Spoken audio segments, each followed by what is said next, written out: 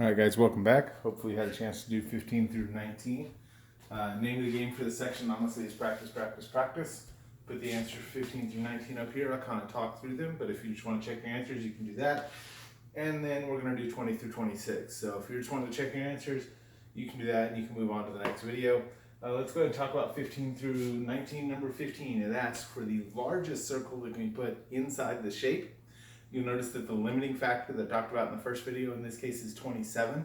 So the largest circle has to have a radius of 27 over 2, which would be 13.5. So that would be a radius 13.5 feet. Circumference is simply 2 times that, so 2 pi r. So 27 pi over pi d, so the 27 feet, which would be 84.8. I went ahead and put the decimal equivalent here as well, because when you're dealing in real world as far as construction and things like that, you can't go to Lowe's and be like, I need 3 pi worth of wood. Like, you have to have the decimal. So 84.8 feet. And then the area is simply going to be 13.5 squared, which is 182.25 pi, or 572.6 feet squared. Okay. Number 16. Number 16 says, hey, even though technically we could fit a circle this big, we want to go ahead and go with a diameter of 20. And so what 16 is talking about is, hey, given the diameter of 20, how many different rings do they need to buy in order to go around this thing? And they say that the rings are in 12-foot sections. So what you have to do is you have to look at 20 pi, which would be 20 times 3.14, and then divide that by 12. You're going to get 5 point something. It's going to be a decimal. Remember, you can't go into Lowe's and say, oh, I need 3.5 boxes, or it doesn't work. You got to buy 4. So in this case, 5 point something is the same as 6. So they're going to need 6 sections. All right. Number 17, they're talking about bags to cover the area.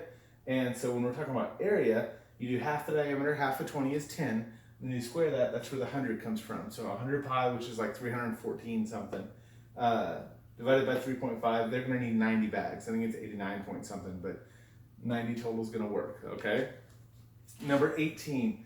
18 says, hey, what if we go in and we add a 2-foot ring around the outside? And so for the smaller circle, for the garden itself, it has a radius of 10, but for the larger circle, because we're adding a 2-foot ring, this is what I talked about in that first video, you have to add that 2 foot to the original radius, okay? So that's where the 12 comes from. So you've got 12 squared pi minus 10 squared pi. This is 144 minus 100, so it's 44 pi, all right? And that is the area of the sidewalk that's going around the garden. Number 19. Number 19 is pretty straightforward. They're simply debating whether or not the perimeter of a circle, the circumference of a circle with a radius of 12 is more or less than the perimeter of a square garden with side lengths of 18, all right? And if you're not sure, notice I just put 24 pi, which is 72. You can put this calculator if you want, but 72 is 24 times 3, and this is 24 times 3.14, so this has to be bigger, all right? Just FYI. So there's the answer for 19. Again, what I'd like to do now is go to the next page. You're gonna go to 20 through 26. Really page 466. You're pretty much doing the whole thing. You don't have to do number 27 though, unless you want to. That's kind of extra, but I'll talk about 20 through 26 in the next video. All right, good luck guys. I'll see you in about 10 minutes.